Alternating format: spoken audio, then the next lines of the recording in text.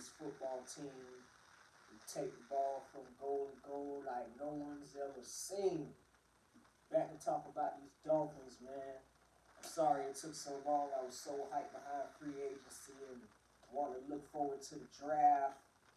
I just got so caught up in looking at so many prospects, you know, looking at highlights and everything like that, and then realized, damn, it's been 3 weeks since I came and hollered at y'all about these Dolphins. So sorry, so sorry. Last time we talked about free agency, what I thought about the free agency, the holes they filled, and everything like that. Now we're gonna talk about the draft. Now I know a little something about the draft, as you see, this little belt right here. Well, that's a big belt. Fantasy football champion from this past season in the fantasy football league. We run 16 teams, PPR league. Quarterbacks actually get 6 points for touchdowns like they should, and we even play with punters. So yeah, it get deep, it get intricate, man. Shout out to all my people that play fantasy football, especially those in my league. I ain't gonna run all 16 of y'all down, but shout out to the commish, man, my dog Roger Hoodell, my dog EJ. Shout out to the Red Hot Pepper Boy Larry. Man, shout out to Eddie, Kern, but alright. And Megan. Happy birthday, Megan. Yeah, that's right. We got a couple girls in the league that kick y'all ass. But back to these Dolphins. To these Dolphins. Draft is in a couple days. What we gonna do? Everybody say TUA. Some people say Herbert. A lot of other smoke coming out. But they might not get a quarterback at 5. I'm gonna tell you what I think. What I think they might do. What I would do in that situation. And explore all kind of other options and what kind of crazy draft strategies that might be out there that actually might work. Because we got a lot of holes to fill. We got to make sure that we build a team for the long haul. You know, we kind of adopting the Patriot way a little bit. We're gonna put a little Miami twist on it, make it a little more, flamboyant, and it's gonna be real. I'm liking everything Coach Flo and Chris Greer doing right now. You know what I'm saying? Hey, Chris Greer, GM of the year. Let's make it happen. Okay, so, first off, when you draft 2 at 5, me, if it was me, I say no. No, no, no. Now, that doesn't mean I would say draft Herbert at 5 or draft Love at 5. I honestly don't think any of those three are worth it at 5. 2. Let me tell you why I don't think we should draft 2 at 5. Beyond the hip injury. Because everybody's number one thing is the hip injury, the ankle surgeries. Some people say that ankle surgeries were to speed up the healing process so that way he was able to play in bowl game, you know what I'm saying, later on down the year in the college season and whatnot. But let me tell you why other than those injuries. As I watched some games and even went back and, looked back on YouTube recently and looked at some stuff, there's a lot of times where I think Tua holds the ball way too long, and that's why he takes a lot of unnecessary shots and gets nicked up because he's taking too long when he holds the ball. And why is you taking so long with that bomb-ass offensive line you got over there in Alabama? How many of them Alabama offensive linemen going to be playing on Sunday? And he's holding on to the ball, holding on to the ball. How many of those receivers in Alabama going to be playing on Sunday? First-round pick, second-round pick. And you holding on to the ball that long, trying to look like waiting for them to get wide open. And so many of those throws a lot of throws I saw that were on the money and looked beautiful, the receivers was wide open. I didn't see too many tight window throws he had to make. I didn't see too many sit in the pocket, take the shot, still make the throw. I didn't see too much of that out of Tua. As far as mobility, I don't see how much he really offers in the run game as a dual threat. I can't call Tua a dual threat quarterback when I look at his tape. Even when you look at the stats, like you look at his rushing numbers, Yeah, he's not a dual threat quarterback. I hope nobody out there thinks he's a dual threat quarterback. I never thought he was. But in today's game, I might need you to chip in 30, 40 yards on the ground. He's done it a couple times in college, but not consistent enough to where I think he can do that on the pro level. And he's never had games in college where he's going for 80 on the ground, 100 on the ground, or something like that to make me feel like, okay, he could chip in 30, 40 on the ground if I need him to at the pro level. Then we've got his frame. I've already talked about how many hits he takes. He's going to take a whole lot more hits in the NFL. The dudes is a lot bigger, a lot faster. They're going to get to you. And then you come into the Dolphins, our offensive line right now ain't the greatest. So whether it's year one that he gets some PT or year two that he gets some PT, he going to take them shots. Why do you think we sat Rosen so quickly? A lot of people say, oh, you know, Rosen trash or whatever, but we have to remember that we traded our best offensive lineman days before week one, and the team morale and the team chemistry was just in turmoil at the time that we threw Josh Rosen in. And I think it was a good thing to sit him down as soon as they did last season to kind of keep his confidence together and throw a vet in there. Yeah, so a little inkling to how I feel about the quarterback situation. I kind of think that we do need to give Rosen another shot. Don't throw tomatoes at me just yet. Relax. Now, okay, so I talked about touched on the injury thing with TUA, not too much, but yeah, he takes a lot of hits. You know, with all that talent around him, is he gonna be good with less talent around him? You know, and yeah, I look at the schedule of Alabama. Everybody, oh, SEC football, but when they play out of conference, they don't really play nobody to really test their players like that. That's why you see so many players that come out of Alabama, they don't improve as much in the NFL because a lot of times they hit their peak while they're in college because of how great the coaching is at Alabama. That a lot of them reach their peak and don't really get exponentially better once they hit the league. And I'm kind of worried about that with TUA. With the amount of talent that he has around him, how easy it is for him at the college game, because even when you look at his numbers, there isn't that many games where he's asked to throw the ball 30, 35, 40 times a game. So that's another reason why I see his completion percentage looks good, because I've seen a lot of games where I'm looking through the box score and it's like 10 to 13, 15 to 21. I saw one that was 8 of 8. You know, like, he doesn't throw the ball a lot. A lot of times, the completions is to wide open people and whatnot. So I'm skeptical about that because in the game against Georgia, the previous season, completion percentage wasn't that good. It wasn't at all. I think he had if not this past season or the season before or whatever, but his completion percentage was 40% against Georgia. Just this past season before he got hurt against LSU, he was like 21 for 40 with 2 picks.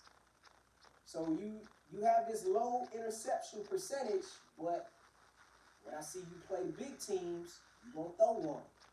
You're going to throw 2. And that's where your interceptions is coming from. And when you play the other teams, your defense is so good that the offense is always in great field position, prime position to score. So it helps out a lot. His offensive line helps him out a lot. His defense helps him out a lot.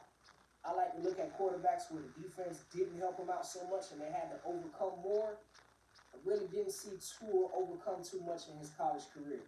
A lot of people like to point out, oh, he came off the bench in the national championship game when Hurts was struggling and whatnot. All right, yeah, Hurts was struggling as a freshman in that game. And, you know, TUA came off, or was he a freshman? I don't know, y'all correct me or whatever if y'all need to. But, yeah, TUA came off the bench and did that. But I think there's other quarterbacks who would have did the same because you're in the middle of the national championship game. The other team doesn't have the game film or anything on this quarterback to be able to stop him. That it was a wild card saving throughout there. He dug into his bag, desperate measures right now. Hey man, we got another quarterback who's just as good as Buddy. This one a little rattled right now. Straight, hey, we'll throw him in. You know what I'm saying? And that's kind of why I actually like Jalen Hurts better than Tua going into the NFL.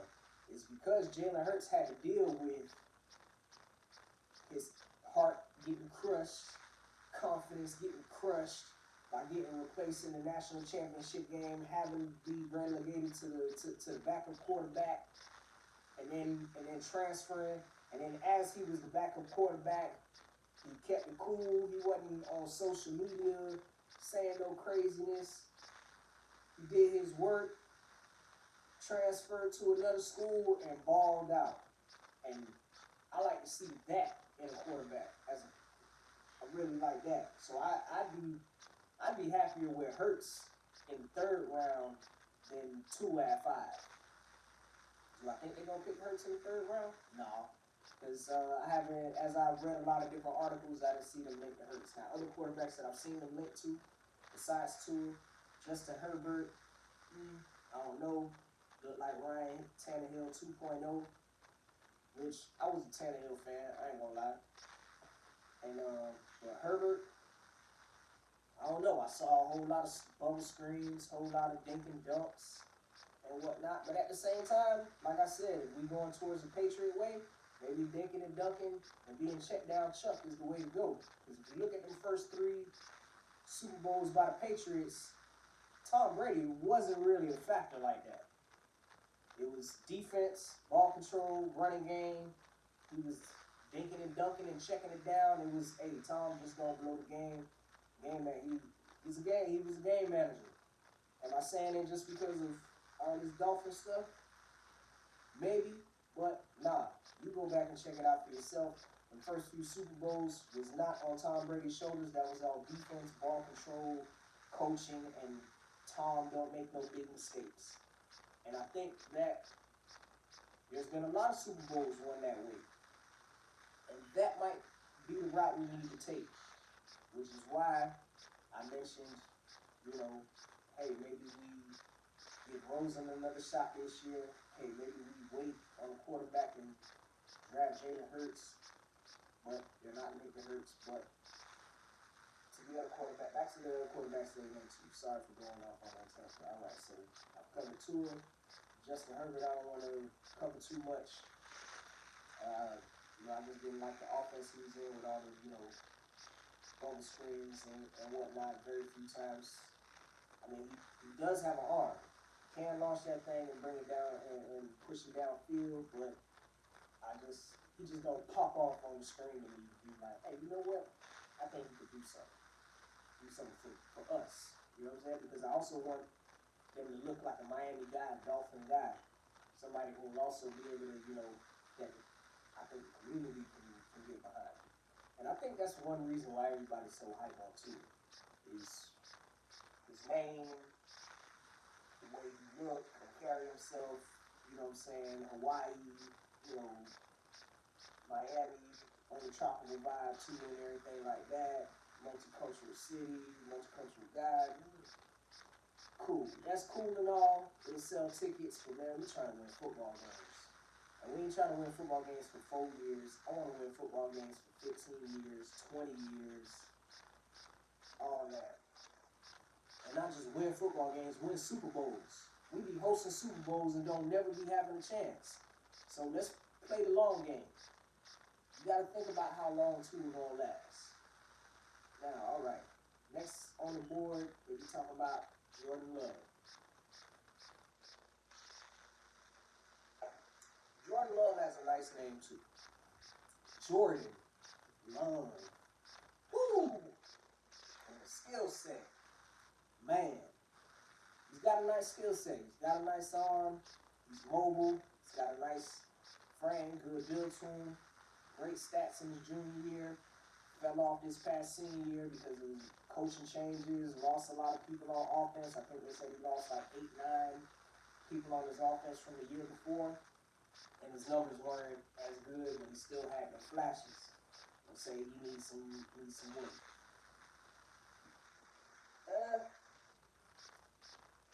I like some things I saw, but you know, the competition that he played against, but at the same time, yeah, a lot of it was on his shoulders, so I did, you know, like to see that.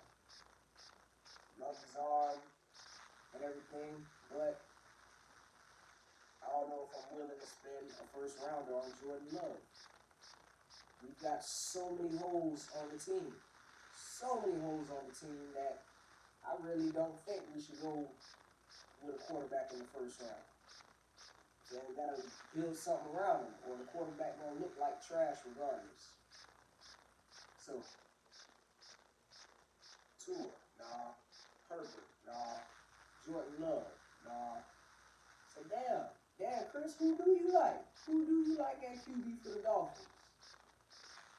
I said, hey man, let's ride with Fitzpatrick for a little bit and see what Rosen got as we build an entire team through the draft, so that way we have studs all over at different, you know, parts of our team, because we need a stud O-line.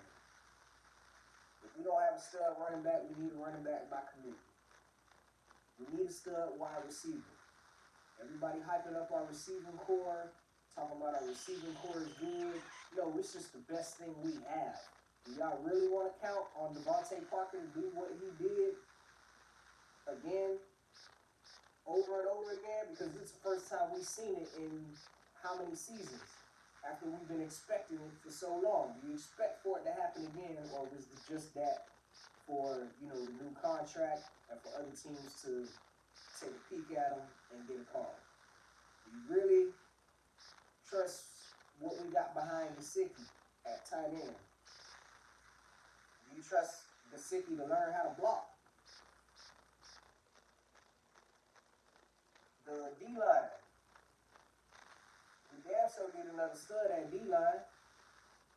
We damn sure need somebody up in the front, so we ain't got Godshaw in the middle all the time. We got Godshaw trying to play nose tackle in certain fronts, man. We can't be doing that. We need some more stud linebackers. We got a nice, good rotation right now. We added some great pieces in free agency, but we need that solid. This dude finna get 13 sacks a season, like what we had with Wade, like what we had with JT. You know what I'm saying? Now, secondary, we got Howard, we got Jones now. Hopefully Jones learns how to pick the ball off. But, hey, it's a passing league. We need to create a no-fly zone. I wouldn't be mad if they went corner high. We damn sure know we need safety, because Rashad Jones gone. Bobby McCain didn't play too well at free safety last season. We're probably going to have to move him back to the slot. But, yeah, we definitely need a safety. I'm not opposed to getting another corner, with as much as how teams run 3 wide receiver sets, 4 wide receiver sets, even 5 wide. Yeah, we need to bulk up out there. You know, and Needham played great. I would love to see Needham still on the team and still get his PT next season. But I think it's just way too many holes on the team to draft one of these quarterbacks first round. Especially with us having all this draft capital right now, we got to keep continuing to build the team. If you have room to trade back, get more picks, so that way next season, when Trevor Lawrence is available, when Justin Fields is available, and whoever else from next year's college class emerges, you got the draft capital to trade up, and you've already got a solid team in place. And now you just got to plug QB in and tell them don't mess it up. You know? Because, I Really, I don't know. I don't know how y'all feel, but I ain't sold on these top three quarterbacks right now that we have at our disposal because they're not trading up for Burrow. Burrow ain't even too all the way into like that either. But I think he's good. I think he's good. I think he'll do well. But I ain't gonna trade 3 picks for Burrow. Hell no. Hell no. Because he only got that one good season. But now, man. Think about if, think about quarterbacks like Trent Dilfer. Think about quarterbacks like Brad Johnson. Who else? Who else won a championship that ain't like still a quarterback, but they had that team around him. Nick Foles, most recently.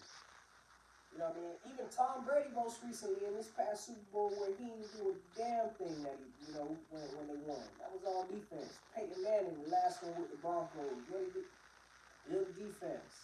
Defense still win championships. It's a passing league, but the running game still win championships because you need ball control.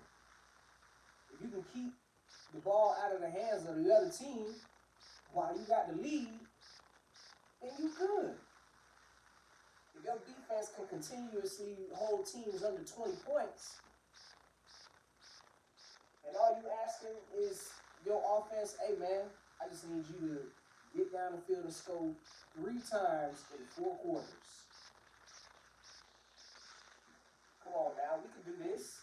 We can do this. Our front 7 is looking good right now. I wouldn't even be opposed to drafting something for the front 7 in the first round. Because you got to build something solid. How did the 49ers get the Super Bowl this year? How many first round picks they had on that front 7? Because you got to get to the quarterback. It ain't just about your quarterback. You got to stop the other quarterback too. That's why Rodgers ain't won nothing in so long. Because his defense can't stop nothing. That's why, as Dolphins, we know why Marino ain't won nothing. Because there wasn't much around him. Who was he handing it off to? Where was the Hall of Fame wide receiver that we gave him in the 90s? How you ain't, I don't know. The only wide receiver I can remember us drafting in the first round during Marino's era. Mind you, I am a little younger, so I don't remember everything, but last one I remember was what? Teal Green? I probably only remember that just because, the U and all the hype behind him, but who else? Who else? Don't go get a quarterback and then not be able to give him some help. I'd rather more help for the quarterback than have a ball quarterback with no help. Because there's a whole lot of great quarterbacks who don't win nothing because they ain't got help. You can draft a guy with a rocket arm all day. But if he's got nobody to throw to, no protection, nobody to hand the ball off to, or a defense to put him in the right situation, it don't even matter. It don't even matter. And to me, that's why TUA looks so good, is because he's got a defense that puts him in the right position, an offensive line that gives him time to throw, a nice running game, and star wide receivers. But go check out those big games and see how well TUA looked. Go check out those games where he was facing rushers that's probably going to play in the league, where he waiting too long to throw the ball. That's how he got hurt with the hip injury. He was waiting too long to throw the ball. He should have been let the ball go. Real for real. But okay, that's how I feel about TUA. Don't draft TUA. Don't draft Herbert. Maybe Love. I don't know. But a couple quarterbacks I do like. I like Jacob Eason. I look at his stuff, you know what I'm saying? I wouldn't mind building around Eason, drafting him in the third round. James Morgan out of FIU. He's got a nice skill set too, kind of similar to Jordan Love. If you can get him in the 4th round, you might have to move up in the 4th round to get him and develop around him. That'll be nice. Nate Stanley, I think he's a good developmental project. He just had the highest score on the Wonderlic. Ryan Fitzpatrick, our quarterback, has the highest quarterback score on the Wonderlic of all time. Now, not saying that the Wonderlic, is something that you really have to go by for a quarterback, because Lamar Jackson had a low score on the Wonderlic and just won MVP. I mean, we Dolph fans, we know Dan Marino had a low score on the Wonderlic, and we know how good Dan is. And if you're a Dolph fan and you win fan, Jim Kelly also had a pretty low score on the Wonderlic Hall of Famers. So the Wonderlic isn't the rule. There are exceptions to the rule, but for the most part, they do look at it for a reason. And many quarterbacks who have scored low on the Wonderlic did not do well. And you do have your anomalies. Did I say that right? Anomalies, or whatever. Your exceptions to the rule where, man, these boys is ballers. They play football. Michael Lamar Jackson, Dan Marino, Jim Kelly, yada yada. We got players who score high on the Wonderlic and don't do well at all. But yeah, man, let's build this team. I'm excited for this draft. I only touched on quarterback just now, man, so I'm gonna come back and I'm gonna hit y'all with some other positions and maybe some other crazy draft strategies that might not or not work, that I think will work. Yeah, tongue tied a little bit, but because I'm so excited about this draft, man. It's in a couple days. I think this draft is really important to us because we just don't want to win next year. We just don't want to win in a couple years. We want to win for 10 years. We want to win for 15 years. We want to win for 20 years. You know what I'm saying? If you've been a Dolphin fan like myself, growing up in the 90s, we got to win something, man. We got to win something, man. It hurts. It really hurts to see us, go down like that the way we do all the time. Like, we got to turn it around. It's our time now. I believe in Chris Greer. I believe in Coach Flo. Miami Dolphins. Let's go. Peace and love.